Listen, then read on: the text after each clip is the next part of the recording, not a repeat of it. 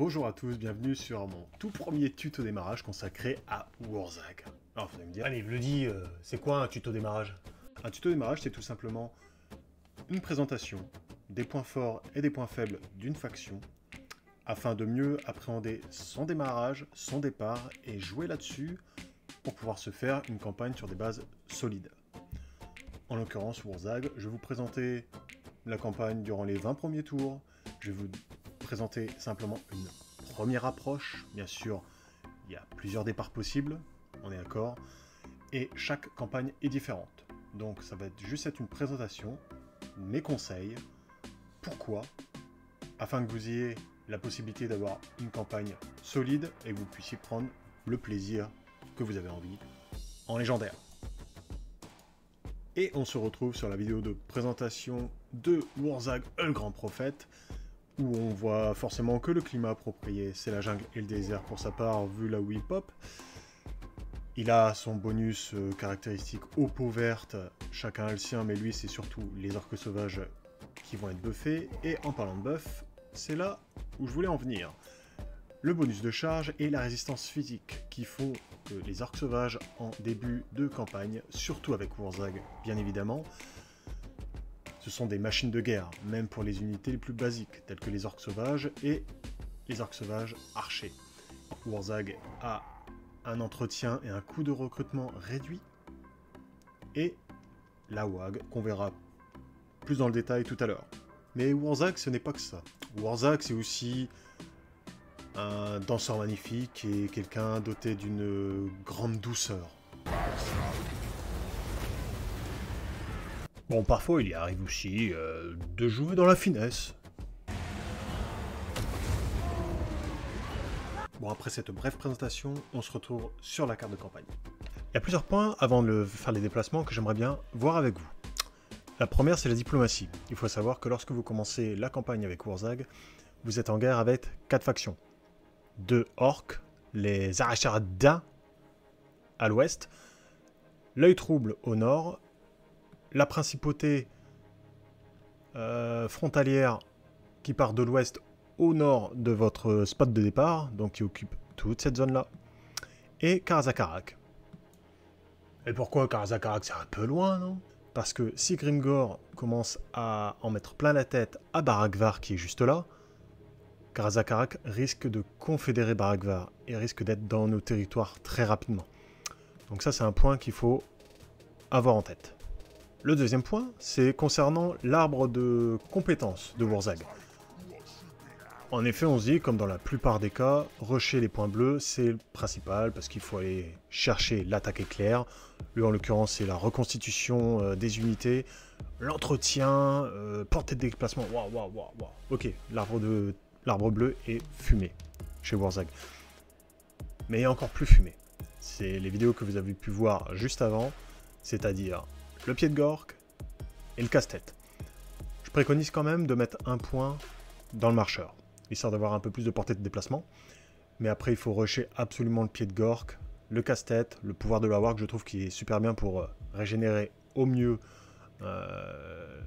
les vents de magie. Et arrivé à un certain niveau, il peut même avoir le rythme titanesque qui réduit considérablement les coups en vent de magie pour le pied de Gork. Donc, vous m'aurez compris, ce sont 2 sorts qu'il faut rusher le plus vite possible, parce qu'elles sont ultra efficaces contre quasiment tous les types d'infanterie, un peu moins contre les unités top tier du style brise fer haute, mais là ça va vous permettre d'avoir accès à toutes les cités du début de campagne facilement, et à savoir aussi c'est que ces 2 sorts là sont utilisables sur les forteresses, sur les murs, donc il faut limite préconiser les attaques de forteresse. Le troisième point que j'aimerais évoquer, c'est le héros. On commence avec un chaman gobelin de la nuit qui, bon, selon moi, c'est pas le meilleur des chamans. Mais bon, dans le cas présent, il va bien avec Warzag. Déjà parce qu'il peut off-tank un peu et permettre de blober les unités autour pour pouvoir faire des gros pieds de Gork ou des gros casse-tête en bataille. Mais aussi parce qu'il a en reconnaissance. Et en reconnaissance, ayant fait la campagne plusieurs fois, ça m'est déjà arrivé de tomber rapidement sur un assaut de pierre, rapidement sur une explosion, et bien mine de rien, cumuler au sort de Wurzag dès le début de la partie, ça permet de faciliter grandement vos conditions de victoire dans la campagne. Et le dernier point, c'est concernant les constructions. Le but du jeu étant d'avoir pour le tour 19 une armée capable de tout défoncer, même les armées top tier. Pour cela, on va se consacrer énormément sur la province principale. Tous les surplus de population vont aller dans ce bâtiment-là, et on va aller chercher la caserne T3 pour recruter des orques sauvages costauds et les mêmes versions cavalerie. Donc, vous avez bien compris, il nous faut du surplus de population. Et là, dans tous les bâtiments, que ce soit notre capitale principale et les cités, on va faire le bâtiment de croissance. Ouais, mais la thune, c'est plus mieux, non? Eh bah oui, en effet, la thune, c'est bien, mais dans le cas présent, ce qu'on veut, c'est avoir une armée capable de tout défoncer le plus rapidement possible. Et bah, la thune perdue dans les bâtiments que l'on n'aura pas fait, vous allez la gagner 20 fois avec les mises à sac et les pillages et occupations que vous allez faire dans le cours de la partie. Donc le bonus que va vous apporter la croissance à court terme, vous allez la gagner 2-3 fois, même je ne sais pas combien de fois à long terme. Et donc on est parti pour le début des déplacements. Du coup, notre premier move va être de prendre la mine de la corne du dragon. Alors, c'est vrai que l'auto-résolution ne va pas nous donner gagnant, sans recrutement ni rien, en faisant le tas. Je vais vous montrer aussi ma stratégie. Bon, ça reste une stratégie orc. C'est-à-dire, vous faites en sorte de faire une très belle ligne droite. Et vous foncez dans la gueule, c'est tout. Faut juste profiter. Bon, je sais que ça suffira pour le début. Il a qu'un sort, hein, il a juste le casse-tête. On va juste faire en sorte donc comme je vous dis, de faire un mur. Mettre les archers derrière. Wurzag, le héros. La cavalerie sur le côté. Et le géant qui prend un tout petit peu plus que les autres au démarrage. Et c'est parti. Les orques sauvages sur sanglier peuvent charger frontalement les gobelins chevaucheurs de loup. Vaut mieux les défoncer. Ils en ont deux. Ils en ont une à gauche et une à droite. Celle-là, on va faire en sorte de les immobiliser avec Wurzag. Préparer nos deux archers pour tirer dessus. Parce qu'ils peuvent embêter nos archers. Nos archers, ça va être quand même une grosse source de DPS durant la première bataille. Le géant peut charger. Le héros également. Regardez. Bim. Il n'y a pas photo entre les deux. Il y a un régiment de lancers qui va vouloir venir. On va leur échapper tout juste avant. On utilise ça pour les immobiliser. Et ensuite, on va dans la bataille. Eux, ils peuvent reculer. Il y a des premiers blobs qui commencent à se former du style ici. Voilà. Ne pas hésiter à que ça touche un tout petit peu sur les extrémités de nos unités. C'est surtout eux qui vont prendre cher. Le géant peut envoyer de belles tatanes en 1 contre 1 contre un héros. Faut le savoir. Donc, grâce à cette victoire, les Arachardins, ils vont plus être vraiment une menace pour nous. Leur capacité de construction, enfin d'unité, va être vers l'ouest, dans une autre province. Donc là, on va pouvoir terminer notre agrandissement tranquillement. Je préconise quand même de faire piller et occuper. Bon, là, on va dire c'est pour 800 balles, certes, mais il nous faut de l'argent, parce que le premier bâtiment, enfin le bâtiment tier 3 de construction d'unité orc sauvage, il vaut 6600. Donc il faut quand même emmagasiner le maximum de thunes possible pour que lorsqu'il sera disponible, on puisse le faire directement. Quitte à se taper une rébellion, c'est pas grave. Au pire, la rébellion, vous allez voir qu'on va se la faire dès le pop. Alors, un point que je vous ai pas parlé, c'est la grosse réflexion chez les orcs. Pour arriver au moins jusqu'au tour 20, dans les meilleures conditions, c'est-à-dire pour à la fois avoir de la mobilité, un peu de coût de recrutement en moins, et de buffer un maximum les unités orques d'infanterie, je préconise de prendre au moins les 10 de croissance.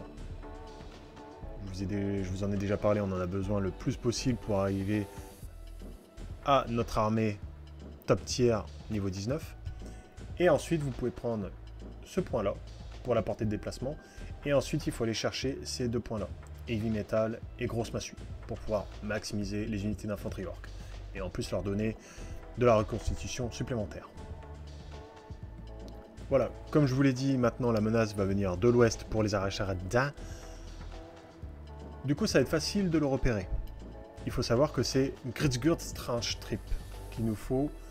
Lorsqu'on aura tué lui, on va pouvoir confédérer sa faction. Donc là, on sait que dans la mine de pierre amère, il n'y a personne. Donc on va y aller en se déplaçant vraiment à la frontière. Pourquoi? Parce qu'on déjà, le tour prochain, on aura la portée pour pouvoir attaquer cette région-là. Mais également, on continue notre régène et on continue la construction d'unités. Alors, la deuxième bataille, honnêtement, vous pouvez la faire en autorésolution parce que vous n'allez pas être menacé dans les tours qui arrivent. Donc vous allez avoir certes des pertes. Vous faites piller et occuper, ça apporte quand même 2200 de thunes. Certes, il va y avoir... Alors certes, on a gagné 2200 de revenus pour piller et occuper, mais il y a des réparations, mais regardez, quasiment, allez, en arrondissant 400, ça fait quand même 1800 dans les poches, c'est pas négligeable. Et ce bâtiment-là, en plus, il nous sert à rien en vrai. Donc on va pouvoir le démolir, plus 600. Donc, gardez bien l'idée que vraiment, tous les tours, il va nous dévaliser, donc il est très facile de savoir sa position exacte. Voilà. Après avoir capturé sa première ville, honnêtement, il va venir, mais tout doucement. Il va pas vraiment vous rusher. Vous allez avoir le temps de récupérer votre province complète et ensuite d'aller le tuer. Il n'y a aucun problème. Donc là, on s'occupe de la révolte. Donc, pied occupé, ça nous a fait faire une rébellion. Ça nous a donné quasiment 3000 d'argent. Et en plus de ça, bah, on peut même faire la résolution auto. Bon, on en perd un. Tant pis. C'est le but aussi. On gagne 1400 plus 400. Allez, 1800 les fouilles. Mais il n'y a pas de problème en plus, parce que regardez, vous pouvez même avoir une marge d'erreur, c'est-à-dire une unité en moins. Parce que là, je préconise, allez, 4 unités d'archers, c'est très bien. Tout le restant, vous pouvez avoir du coup 12, si je ne fais pas de bêtises, 8, ouais, 12 unités d'infanterie. On débloque déjà le pied de Gork. Et on va se rediriger vers la tour de pierre. Ouais mais attends, moi dans ma dernière campagne, Grimgor il avait déjà confédéré la tour de pierre. Hein. Et en effet, là on arrive dans le cas où il y a énormément de cas de figure qui se présentent, comme je vous ai dit au début de la vidéo. Chaque campagne ne se ressemble pas, ce ne sont que des conseils. Maintenant moi je l'ai fait plusieurs fois la campagne, et il s'avère que des fois ça m'est arrivé où il y avait juste plus que la tour de pierre parce que les autres zones de cette faction là, il s'était fait avoir par Barakvar, d'autres fois bah, c'est Grimgor qui l'a confédéré. Toujours est-il que ça va pas changer de notre stratégie. Si Grimgor, dans le pire des cas, c'est Grimgor qui confédère, là c'est le pire. Là limite recommencer la campagne. Non, ou alors ça m'est déjà arrivé aussi une fois, et ben vous continuez. Vous continuez, certes il va pas aimer qu'on marche quelques tours sur son territoire, mais quand il sera l'heure de foncer sur Barakvar, bah vous traverserez son territoire et puis c'est tout. Donc là, une fois qu'on a repoussé la rébellion, on va aller se diriger vers la tour de pierre. La tour de pierre, il faut savoir, c'est Rancune Bêcheur. Si on le voit aux alentours, il faut lui foncer dessus carrément, on va gagner du temps sur la confédération. Donc avec notre armée, ce qu'on peut faire, c'est se déplacer. Voilà, regardez, les frontières arrivent jusque là. Du coup, pour pouvoir profiter pleinement de la reconstitution et en même temps d'avoir la portée nécessaire pour le prochain tour dans l'optique de l'attaquer, on va se mettre ici. Là, on a tous les avantages. Et donc là, qu'importe l'armée, on fonce. Voilà. Et je pense même que c'est Bêcheur. Ah non, c'en est un autre. Bon. Et ben c'est pas grave, au moins... On peut même se permettre de faire l'auto-résolution. Alors je vais vérifier juste une chose. C'est son rang de force. Alors, vu le rang de force, on est déjà favorable par rapport à lui. On va se permettre de faire l'auto-résolution.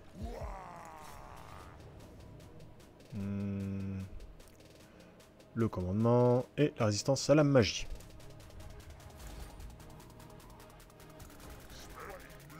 Vous aurez plusieurs cas de figure, quoi qu'il arrive.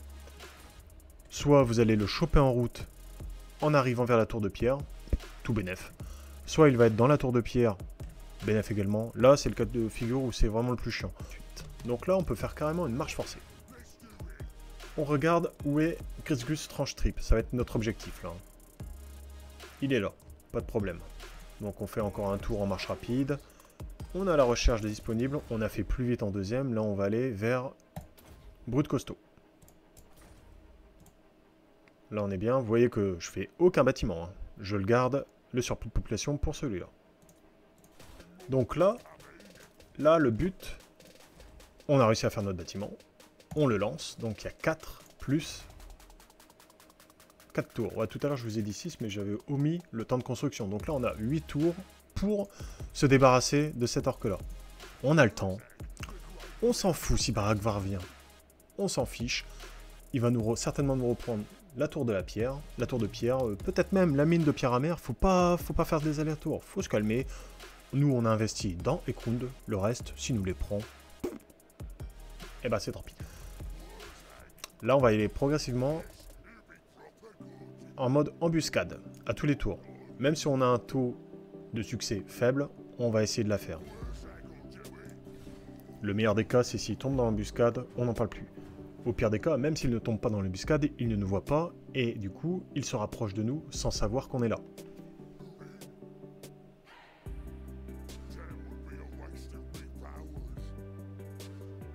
Et regardez, généralement c'est ça. Il arrive, ces deux grosses armées sont là. Bon. C'est pas grave. On va rester en embuscade. Là, on n'a pas la portée pour aller le choper. Là, si on va là, 32%.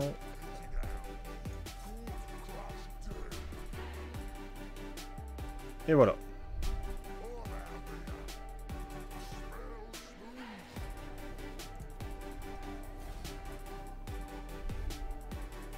On prend un peu d'argent.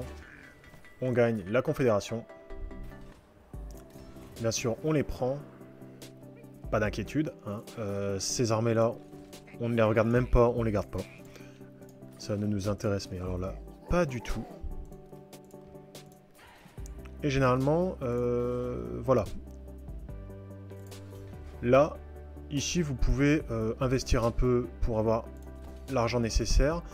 Moi, je préconise, c'est d'avoir au moins ce bâtiment-là, le dock. C'est quand même 608 d'argent. Un bâtiment pour la thune. Et celui-là, on va le démolir pour faire l'obéissance. On est bien, on a réussi à annihiler les deux orques. Et on va patienter un tout petit peu. On va pourquoi pas repousser Baragvar qui arrive avec notre armée habituelle. Et on va attendre patiemment le bâtiment top tier. Donc voilà, en plus on arrive à 9000. Vous inquiétez pas, ça va vite diminuer. Donc c'est bien, on se met un peu d'argent de côté. Donc voilà, l'avantage, il faut vraiment tout le temps marcher en se mettant en embuscade. Là, vous voyez, il a déjoué mon embuscade, mais il était déjà trop tard. Et donc là, on va pouvoir...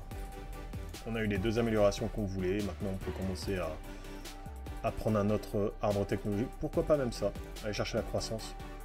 Vu qu'on va enchaîner les provinces, on va foutre un peu le chantier là où on va passer. Du coup, c'est pas plus mal. Là, pareil, la deuxième armée... Bon, on y va. On peut même la faire en réseau auto, vous voyez. On en a perdu une, mais c'est pas trop grave. On occupe. On va attendre.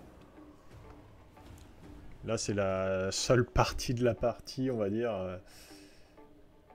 On est dans l'attente, on va consolider notre armée tout doucement. Et après, bah, on lâche les chiens. Alors, durant notre ascension vers Baragvar et autres, on va certainement tomber sur la principauté qui va commencer à arriver par là et qui va nous prendre des territoires. Surtout, ne pas revenir sur nos pas.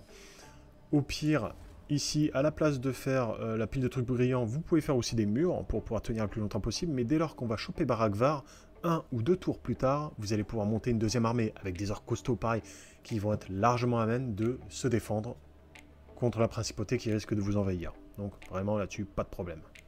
Et donc voilà. là on est tour 17. On peut se permettre de maintenant retirer des unités au fur et à mesure, vu qu'on a une capacité de recrutement de 4.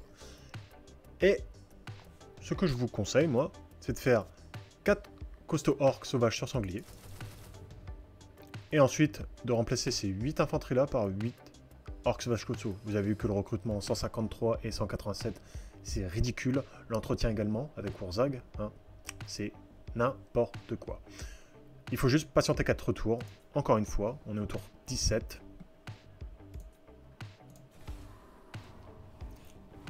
Et ça va donner. Alors voilà, on se retrouve, notre armée est prête. Dans une campagne précédente, j'avais réussi à l'avoir au début du tour 19. Certainement un souci de croissance ou autre. Faudrait que je regarde. Enfin, on n'est pas à 2 tours près. Toujours est-il que là, on est tour 21. Regardez l'armée qu'on a. Les matériaux, moi je vous conseille de les garder pour faire ces améliorations-là.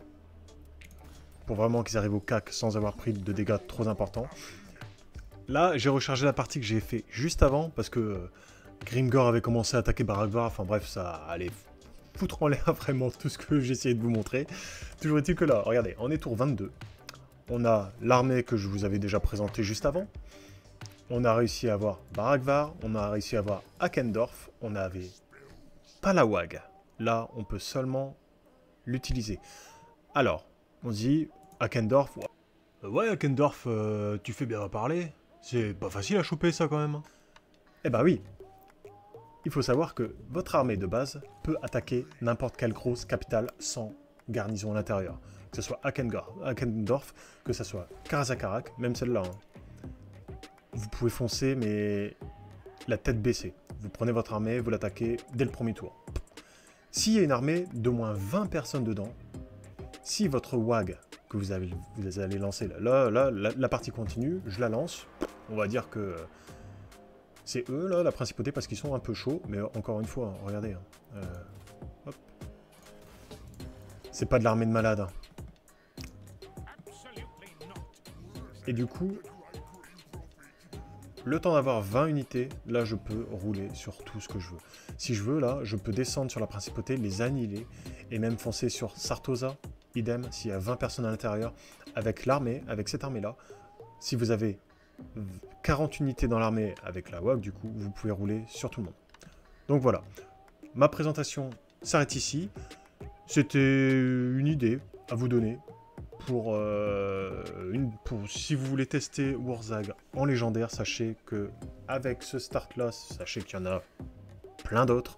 Bah ouais, en même temps, ton discours c'est bien joli, mais tu l'as bien dit. Toutes les campagnes ne se ressemblent pas.